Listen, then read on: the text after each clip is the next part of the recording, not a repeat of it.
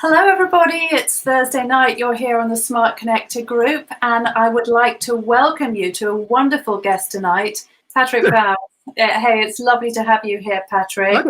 Likewise. Yeah, I am so excited to be able to interview. I've really been looking forward to this interview, and you have some incredible experience that I'm looking forward to you being able to share with our viewers tonight. So let's just get straight into it. Tell us a bit about yourself and about your life, and what you've been up to this year as well, because it's been quite a turbulent year for many of us. Yeah, it's been an amazing year. I'm the founder of Entrepreneurs in London. We're the biggest business meetup group in Europe. We actually become the second biggest in the world now, and we're basically a group for entrepreneurs that meet to collaborate, to brainstorm, to have fun together, and also to learn from top entrepreneurs at our talks.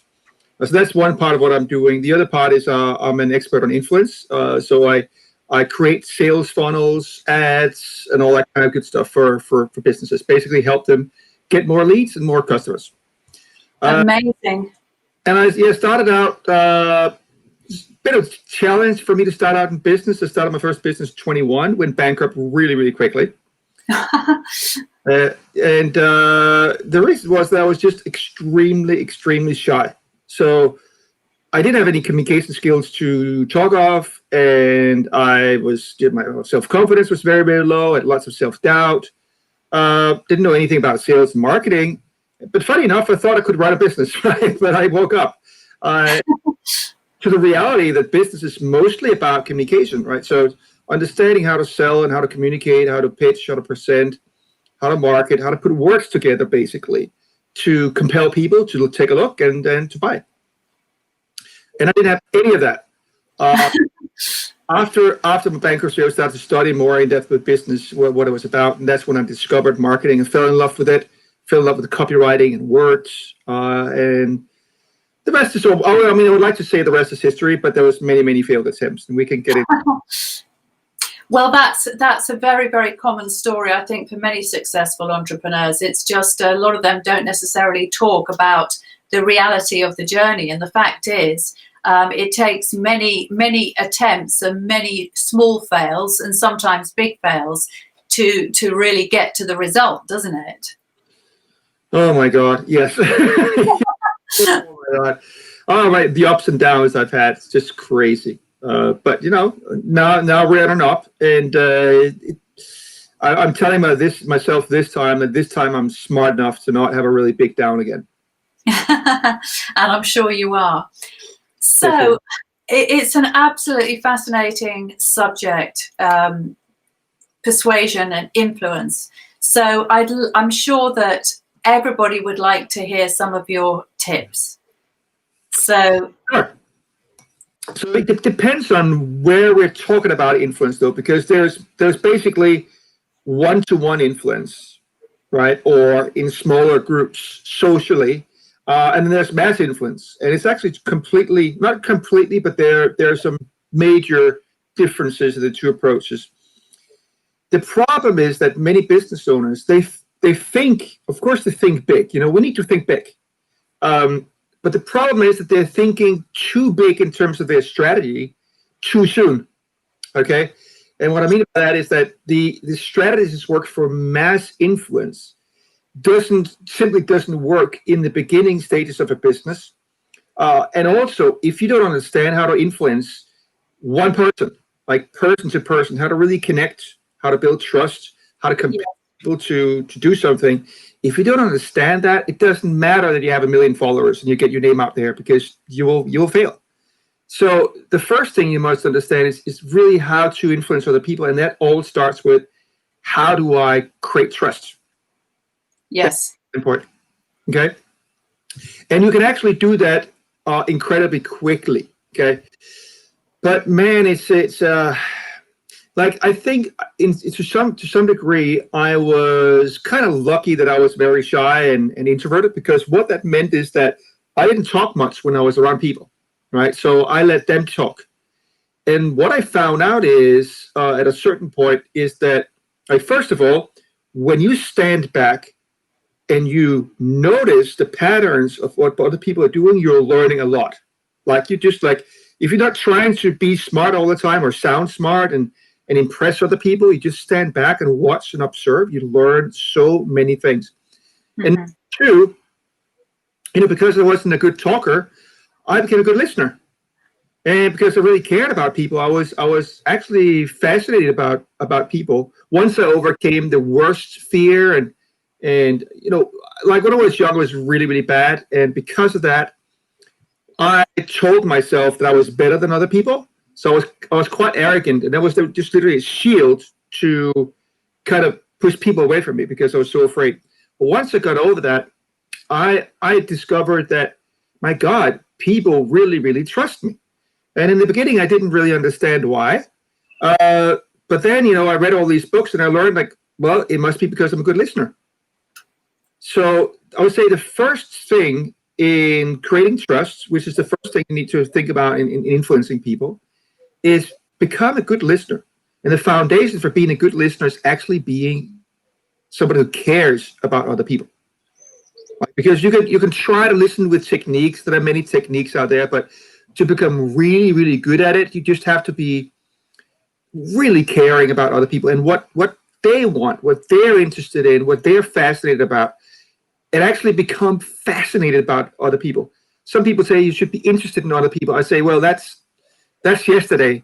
Now you need to be fascinated by them.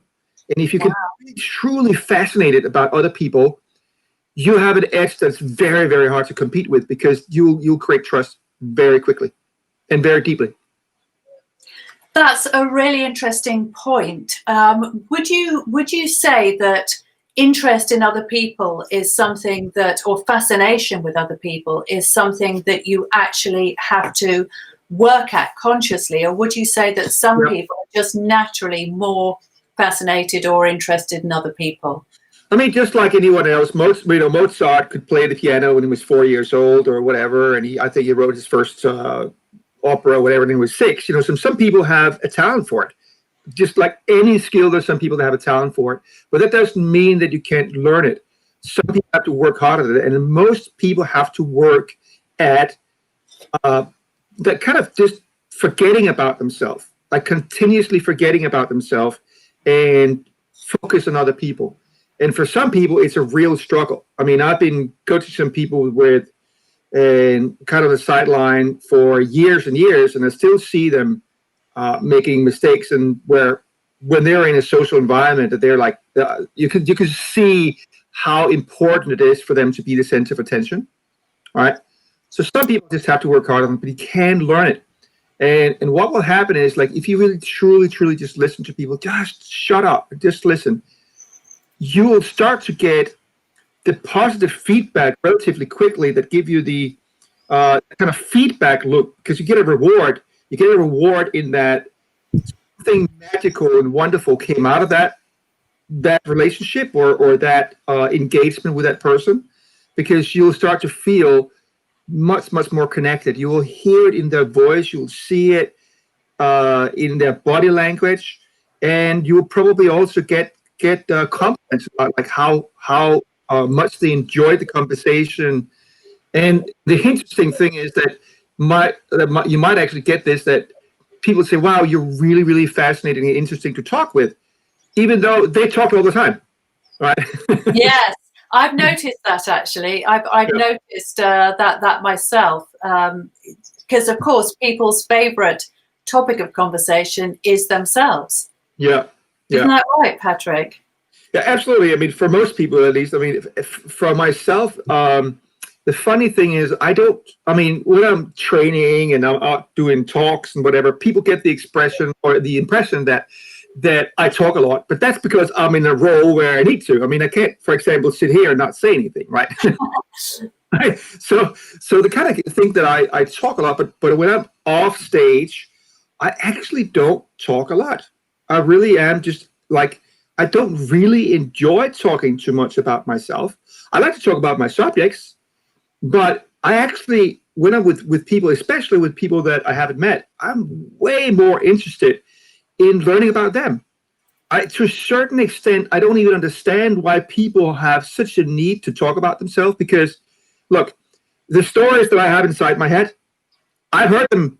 I've heard them hundreds, maybe sometimes hundreds, sometimes maybe even thousands of times. Right? They're not interesting to me anymore. It's way more interesting for me to hear people's stories that I haven't heard before about what they've learned and so on. So I'm kind of in that process, or in that process of really learning to become better at it. I just reminded myself, look, I've heard that story many, many times before. I don't need to talk. And I just reminded myself, I will make a much, much better and stronger relationship. I'll do more business with this person. I'll have a better friendship. Lots more things will happen if I just shut up and I just listen. That's great, Patrick. So how do you take that then into an environment where you're communicating with many, say from a stage or on video, or any situation, or that would involve you speaking to many people? How do you manage to influence in those kind of environments? Yeah, that's obviously completely different type of influence. Because once you learn to listen to people, you also have to learn how to lead them with your words. And what influence really is about, there's two elements to it. When you talk mass influence in terms of an audience or live video or whatever, there's two elements to it. And one is understanding how to put words together that are compelling, how to get people to, first of all, also how to connect with them through your words. Okay. And number two, how to increase their desires, how to get them to dream, get people into their vision and emotions. And I mean, this is such an enormous subject that we can't really cover anything like, but just thinking about just one thing, talk in benefit language instead of feature language.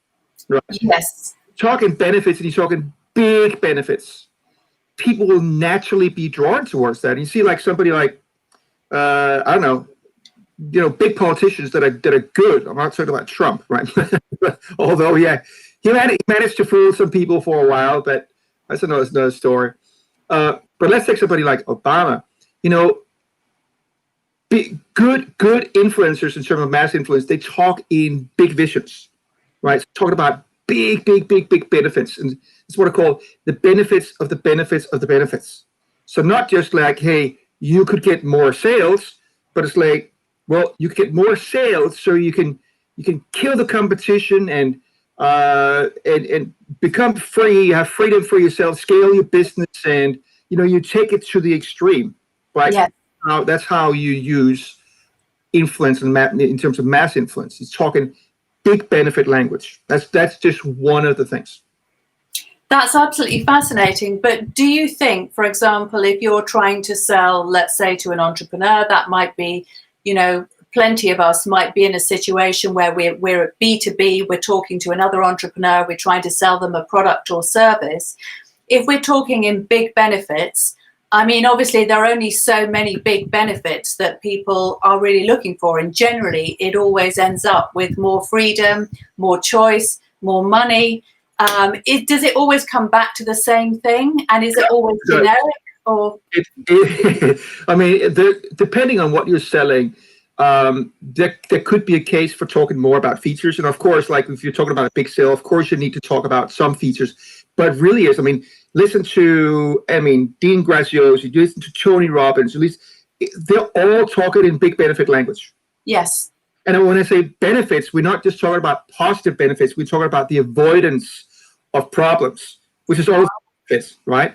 So that's actually more important to talk about the pains and the problems that you can take away from people or that they can avoid, right? So for example, like avoiding the frustration of having a marketing campaign that's just not working, and you're putting out so much effort into writing articles and engaging in social media, and nothing is happening, and you're just seeing your dream fading away because now you've been working this business for 3 years and it's just not taking off, and you're working your fingers to the bone and you can't sleep and you're worried about your financial future.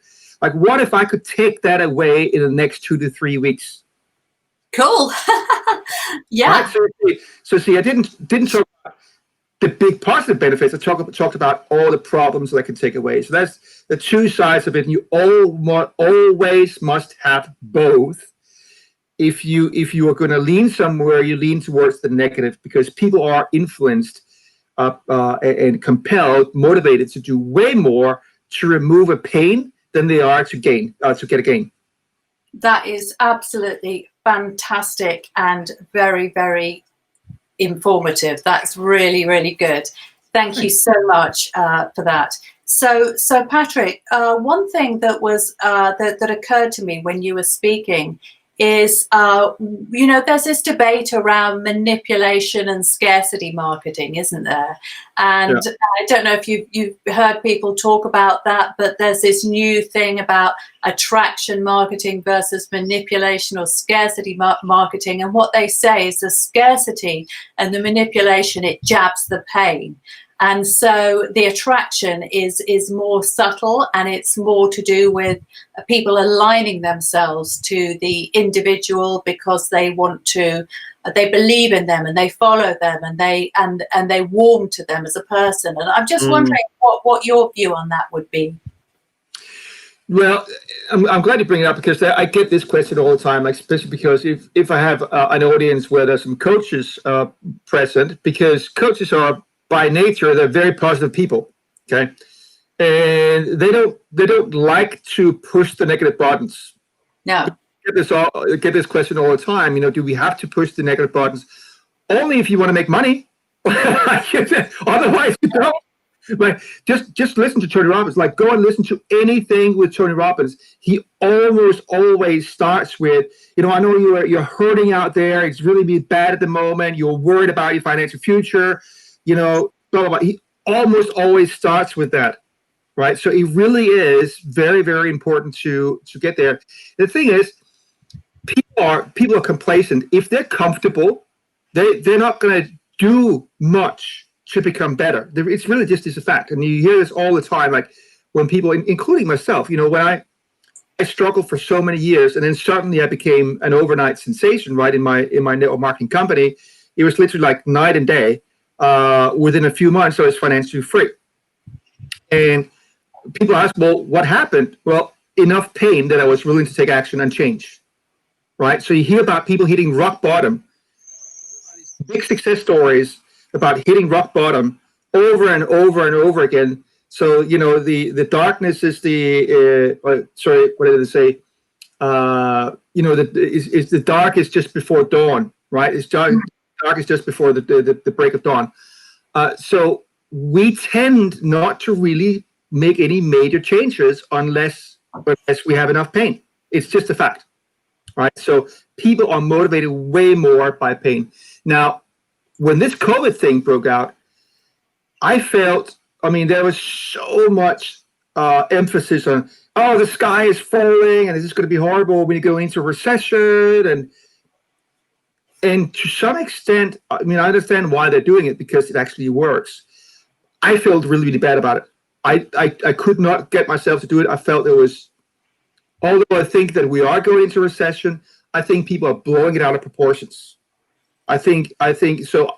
I didn't get on that bandwagon, because it was just against my values. I thought it was fake and phony, to be honest. So I don't know if that covers your question. It's certainly, yeah. It's just such a fascinating subject, because I'm very, very interested in human motivation and behavior myself, and I totally resonate with what you say, because people cannot stand to be in pain. Of course, we just don't want it, do we? Any form of pain. The first thing and the most pressing thing that comes to our minds is, how do I get out of that? Yeah. As you said, yeah, it's powerful. I'll give you a kind of I think a good story to illustrate it, and I got this from my former sales coach. And he said, imagine that we're in the U.S. and you actually have to pay for healthcare, and you have to pay to go to the doctor. All right. And so imagine that you want to go to the doctor just for your yearly checkup, and you have kind of a budget for that. And that's, let's say it's 50 pounds or 100 pounds. Okay. And the doctor asks you to undress and go and get an x-ray and all that kind of stuff. And you get all kinds of checks. Okay. And then after he takes, you take the clothes on again, and he starts looking at these x-ray pictures, and he looks at them like a little bit funny up against the light. And he says, is there any history of liver problems in your family? Right. And he says, from that moment, your budget goes from 100 pounds to blank check, because now you're scared. Mm-hmm. So it's just a fact. We just don't want to do something if we're comfortable. And sometimes we have to be reminded about the situations that we're in where it's actually potentially leading us. We have to be reminded about our pain, because we do so many things on a daily basis to try to forget our pain and our problems, including Netflix, drugs, smoking, over-exercise, whatever. We constantly try to deflect our underlying fears and pains. Okay, so to take actions as a marketer, as a business person, as somebody who wants to influence and make change in the world, we need to remind people that unless they take action, they're going to have some, pretty big problems. Right? Amazing. That is just so good. So, I mean, this underpins persuasive messaging at all levels, doesn't it? Completely. Really, that's really, really powerful. I'm sure that's going to be really helpful to a lot of people. Yeah, I had this. I read this sales question in a book the other day, and I was like, wow. And it's quite an old sales book, and I was like, why is nobody talking about this particular question? And it was basically when you have uncovered the problem of your prospect, ask them, how long do you have to solve this problem? And I was like, wow, that is a great question, because what it basically does is people think, they start to think about, well, oh my God, I've had this problem for a long time and I want to solve it now. I want to solve it quickly, right? So it kind of intensifies the pain that they're in, or becoming more acutely aware of the pain. I love it. Honestly, I'm just like literally blown away. My mind is firing off in all directions. Thanks. Fantastic. That's so great. So Patrick, you're a funnel wizard, aren't you? So let's talk funnels for a minute, because obviously we're all used to seeing funnels, and I think a lot of the time people do funnels quite badly, because we get into them, we know what's coming next, we get processed through them, and people are becoming very reluctant. I think it's like, oh, here we go again, I'm in another funnel. So obviously the technology is a little bit formulaic in some instances, but if you're using marketing automation and if you're building a funnel for yourself, how do you stop your funnel from being the same as everybody else's funnel and that cynicism setting in? That's an amazing question. The first thing I want to say is, if you want to succeed in business, it's not whether if you're using a funnel, you have to. You just simply have to. And the reason why it's so important to understand it is that people simply don't make any serious buying decisions with people that they don't know. So we don't buy brands that we don't know from strangers. No. Okay. We can buy brands we don't know from somebody we really know and trust. And somebody can buy brands that we know and trust from places that we don't necessarily, or from people we don't necessarily know. So like we go into a supermarket and buy something from a person, or even a supermarket that we've never been to in a different country, but we see a brand there that we are familiar with and we can buy there. Now, when you're talking about business to biggest business and making serious buying decisions, you have to have trust, and trust doesn't come overnight. It's not like you go to a networking event and it's like, hey, I have a fantastic product, you should buy from me. It doesn't make sense. Like, you're literally pushing people away by doing that. So, for example, I have a training on prospecting where I gradually actually have a new free training for first 100 people to get this free training, or this training will get it for free. And it's called the elevator pitch sandwich. It's basically to gradually to sandwich your elevator pitch in between something, and then leading them into your funnel from there.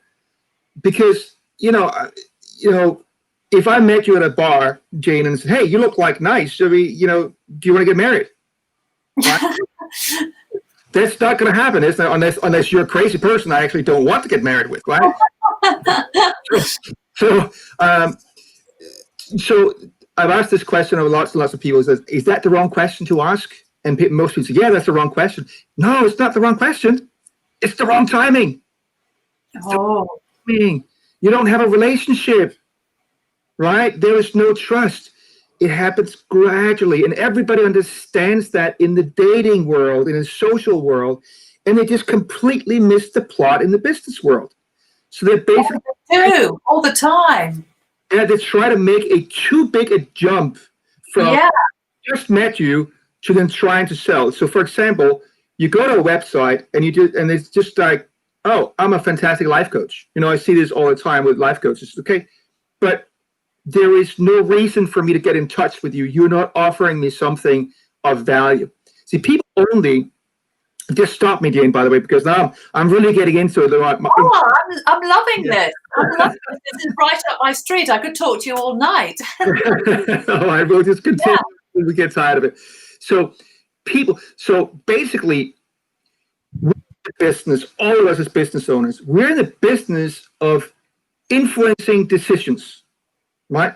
We're in the business of helping people making decisions. So if this has come from one of my mentors, if you go to a party and people ask, well, so what do you do? Well, I'm in the business of helping people make decisions. And then the person asks you, so how do people actually make decisions? And most business owners would be like, I don't know. How do people actually make decisions? Buying decisions. No clue, right? Well, the only reason to get people to take action on something is to give them something that is a benefit to them. I mean, when you think of it, it is so logical. But when you go to most websites, there's nothing that you can get other than, hey, get in touch to have a chat about buying from us. I'm not ready. I'm not ready to marry you. I might like you. I might find you quite nice. Yeah, but I've just met you, and I know if I'm getting in contact, it's going to be assumed that, I want to buy from you, and I'm just not ready for that, right? So you have to have the funnel, because the funnel basically means that you're offering something of small value to start with to prove that you are worthy of that business. And then you gradually escalate it, just like you would in a dating world. It's like, hey, you look nice, can I buy you a drink? And you have a chat for 10 minutes and whatever. Let's have another drink.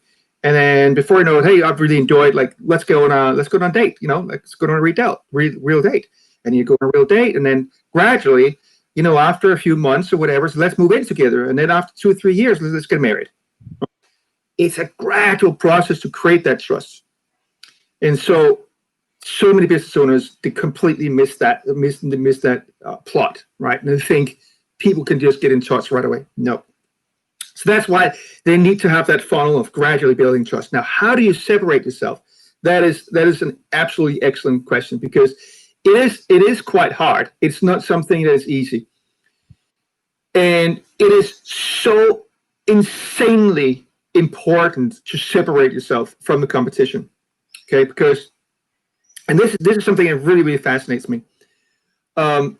Like everything that I do around my training on copywriting and marketing is all about how to really, truly, deeply understand the brain and how irrational the brain actually is. It's deeply irrational. Like we make decisions based on complete bonkers. It's just, there's no rationality to it. So one of the things you have to understand about the brain is that it practically only pays attention to when there's changes in the environment. Okay, so imagine this, that you're, let's say, 10,000 years ago, we're in some savannah somewhere, and we're laying on a sunny day in the grass, and birds chirping, and there's just nothing really happening around us, right? There's no changes in the environment. Because of that, we can really just relax and think about big thoughts, and we're not really think about anything. We can just kind of relax. There's no reason to really pay attention to something, right? But if you hear a big thump, then suddenly, boom, there's a change in the environment, and now we have to pay attention. Mm-hmm. Now, this plays an effect, or this has so many implications you have no idea. Like, for example, if I talked in a very monotone voice all the time, like this, you'll be very, very tired of listening to me very, very quickly. Mm. So to be an interesting person in terms of the delivery of your talk, you have to vary your voice in 5 different ways, not just intonation, right? There are 5 different things you have to vary in your voice to be truly captivating when you talk, okay? So it plays like you're listening to a piece of music that is monotone. You get tired of it. You watch a movie that is kind of the same all the time, even if it's action, action, action, action, action all the time, we get tired of it, right? So because of this, the brain is just fascinated about change. And because that, we have to do something that is completely different than the competition. That's another reason why when everybody says, when COVID came out, says, oh, the sky's falling, the sky's falling, the sky's falling. I said, no, it's not. Everything's going to be great. Everything is going to be absolutely fantastic. You just have to know a few things to separate yourself from the competition, and you can kill it, right? So, okay, I'll stop and let you ask a question now because. Okay, so we are live. So we've got some comments coming through already, and we've got a lot of appreciation. People are saying, hi everyone, awesome, great, inspiring stories, and so on. So before we carry on, we're obviously, Patrick's here, you can ask him questions. If you want to ask a live question, then please identify yourself by name so that we can actually respond to you in person, because this setup doesn't really allow us to see anything other than Facebook user. So I just thought I'd better say that. So anyway, we've got plenty of people watching, and obviously really, really enjoying what we're talking about tonight, because it is a fascinating topic. And I've got, as I said, my brain is literally going 10 to the dozen. I've got so many questions and thoughts kind of firing off. Pattern interrupt. So I watched a marketer called Frank Kern's video, and he was talking about how important it is to use pattern interrupts, which is another way of saying, variations or change or variety or whatever in videos. And he was saying one of the most boring things, and I realized that I've fallen into this trap as well, is just doing a talking head video. And one of the reasons why something like this is far more interesting, even though we're not facing each other and actually looking at each other, is because there's 2 different people to look at. And so it kind of introduces some variety. There's a different background. Yep. People say, oh, I can see into his home. Oh, I wonder why he's got those beams on his ceiling. And oh, she's got a picture behind her. And and so how important is it, do you think, in video to create variety? And have you got any tips? Insanely important. Okay. So again, like when I understood, like, wow, the brain is completely fascinated by change. Have you ever thought about why we talk with our hands? To get attention. What exactly? Right. So it's like, if we were just like this and talking like this all the time, like, again, the brain tunes out because there is no movement. So the more we talk with our hands, the more alive we are, the more we get attention, right? So that's just one thing of actually using your hands. Now you can't do it too much. And by the way, one thing is that you shouldn't be too what do you call it, symmetrical, or whatever it's called, whatever you say, like where if you just do this all the time, right? When you're completely the same all the time, it'd be more like this. Okay. Right, because also if you're just symmetrical all the time, it seems more staged, which it is, right? Because if you're natural, if you're with friends and you're telling an experience of something in your childhood that was deeply, deeply inspiring, you're not going to sit there and do this. You're going to be like, oh my God, like you're going to get into it, right? So asymmetrical movement of your hands. Okay. Another one that you see is a very easy one, and you see this a lot. And I never understood this. I've realized this is way more fascinating to see and hear a video by somebody who is driving in a car. Oh yeah. Somebody who's standing there and just talking at the same place. And it's like, I don't like, why is it so fascinating? And then I understood it's because, again, the brain simply, on a subconscious level, is fascinated and keeps attention on everything that is moving and changing.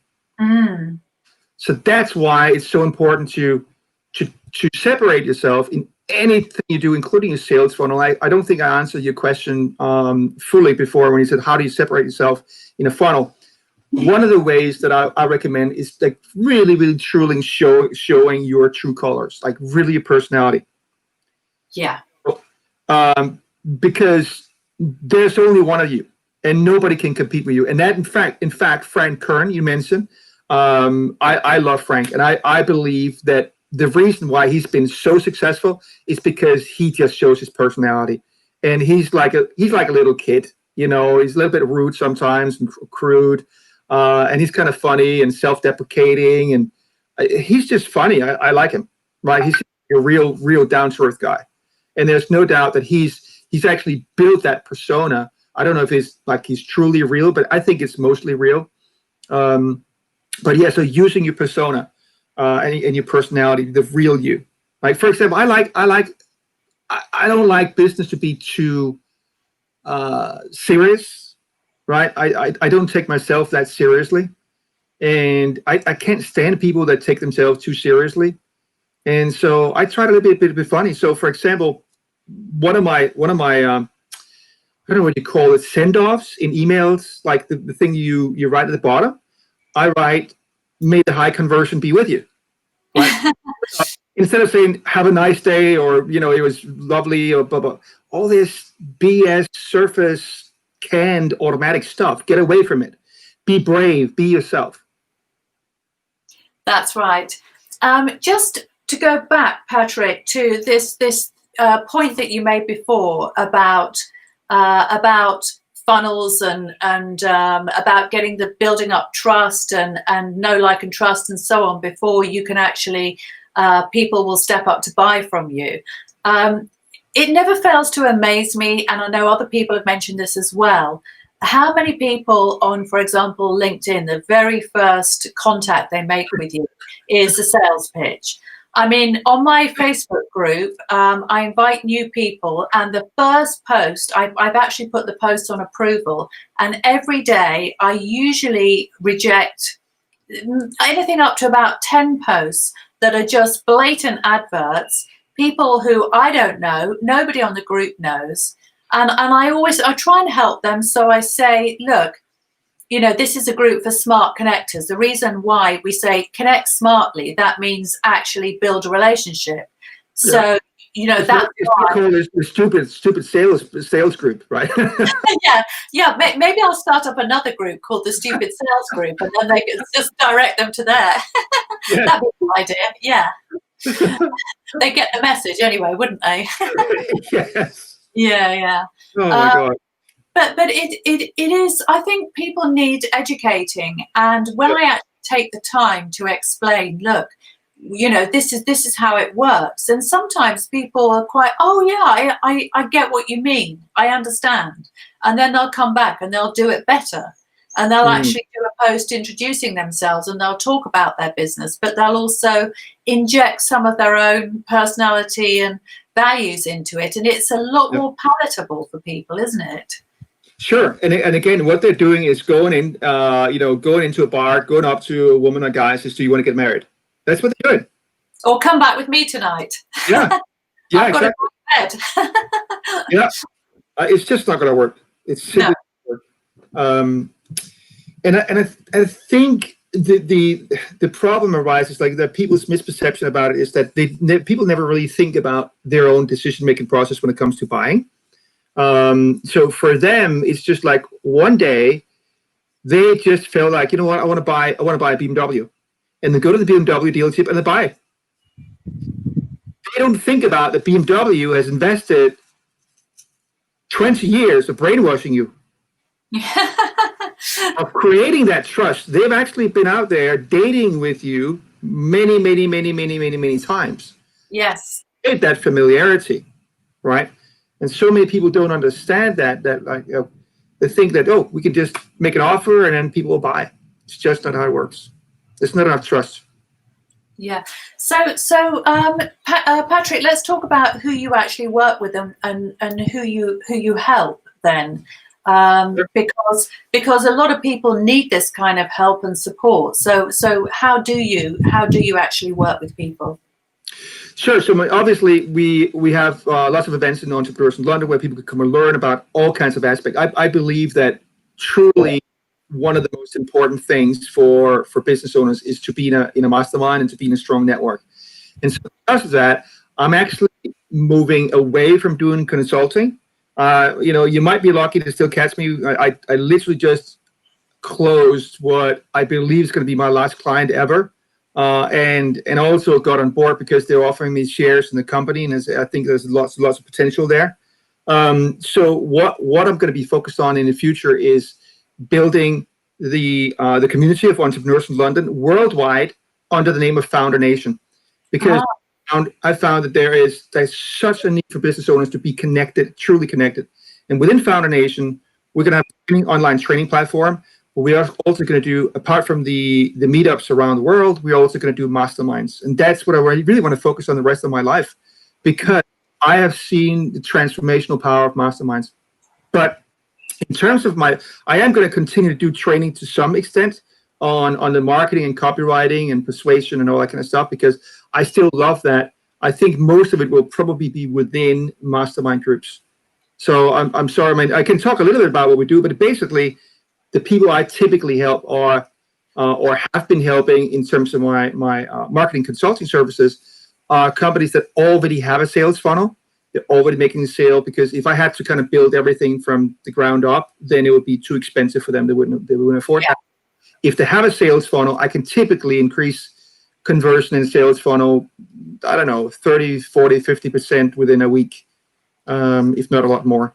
My record was over 600% in 30 minutes. Really? 600% in 30 minutes? Yeah, and you can sometimes it's just literally the headline on a squeeze page, right? Right. So do you have any examples of winning headlines, Patrick? Give us a couple, and why they're so good. All right, I should have prepared a little bit for this, but one that comes to mind is "Read This or Die." Oh, well. No, we don't want to die. We better read it. That would be painful. Why is that? That was, by the way, written by Jim Rutz. Yeah. That's been knocked off many times and adapted to different products. And I actually knocked it off in the headline, "Read This or Die Broke." Uh-huh. But what if you're selling weight loss, but read this or die fat? What if you're selling dating coaching, right? Read this or die alone. Mm-hmm. Right? You can adapt that so many ways. And that was an incredibly successful headline. And Jim was a very successful copywriter. He was actually charging $100,000 up front, even before he started writing a single word. And then he took 10% off of the profits from the promotion. So that's just what comes to mind.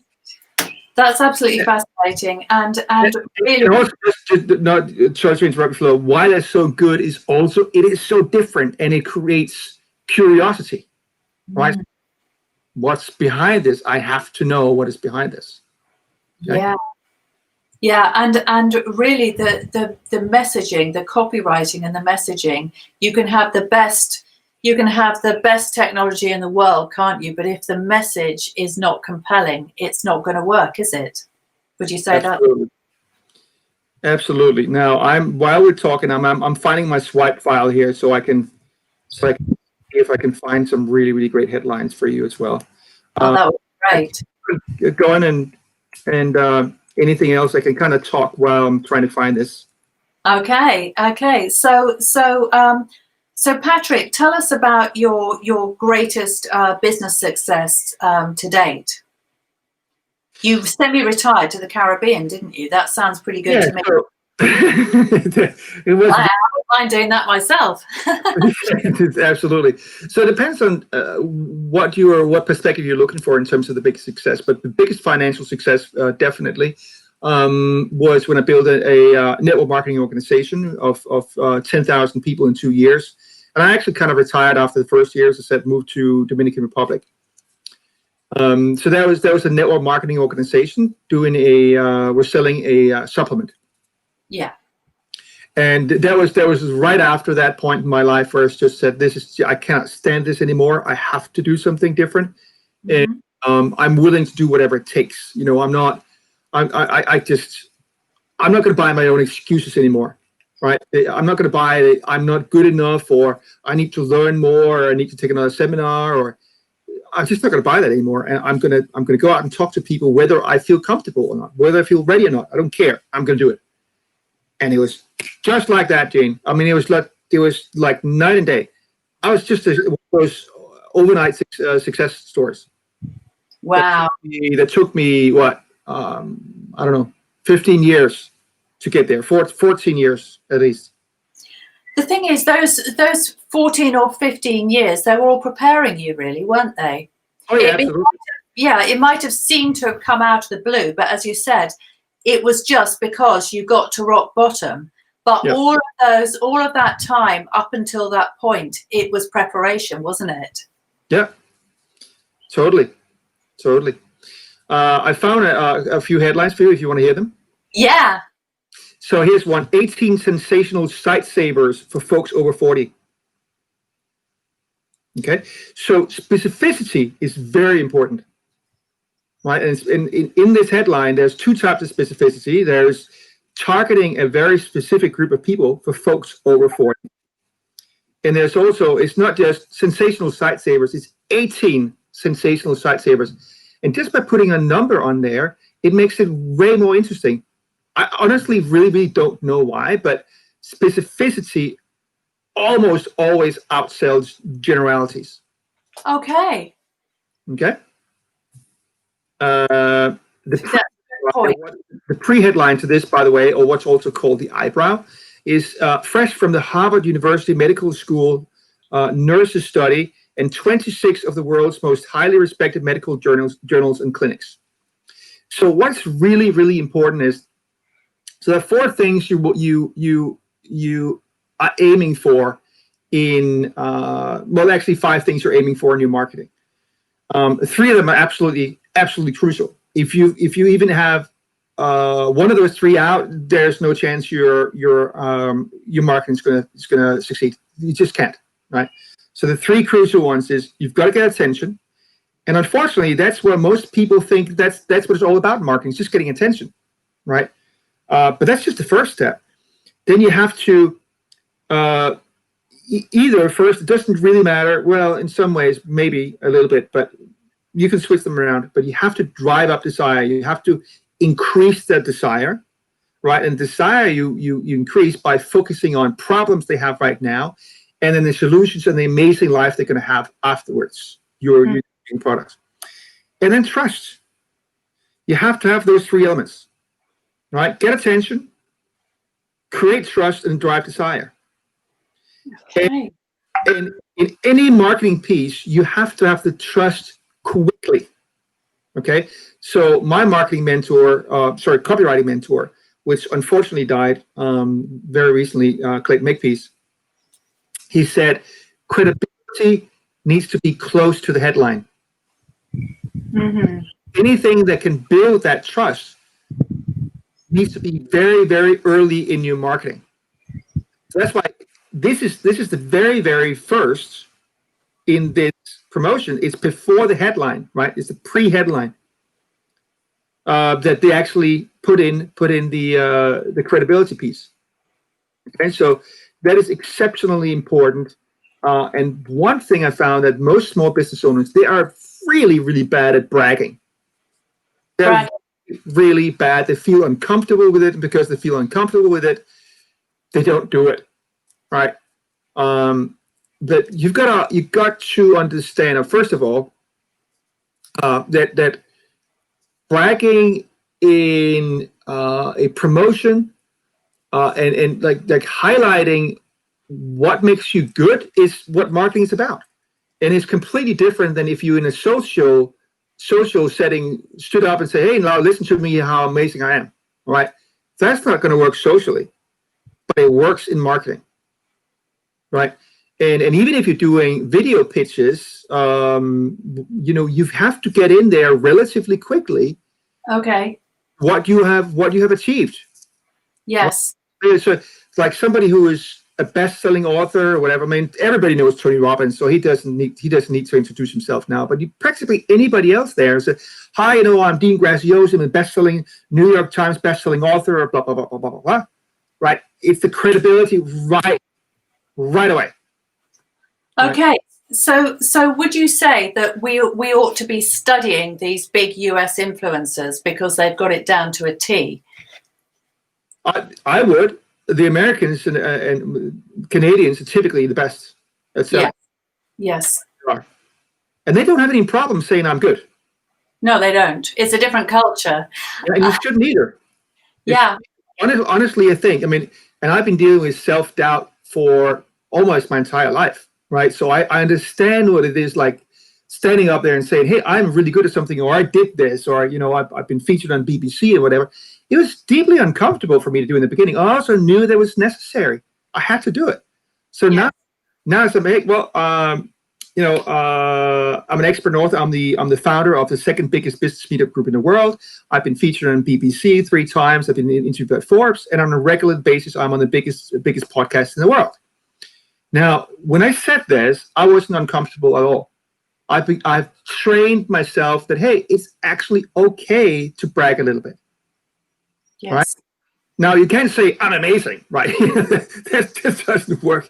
But you have to tell people about some of the things that what are the reasons why they should trust you.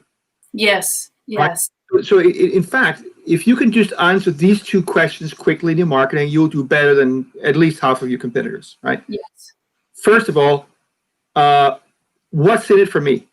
Like, what do I get out of reading the sales letter? What can I learn? What do I get out of buying your product service?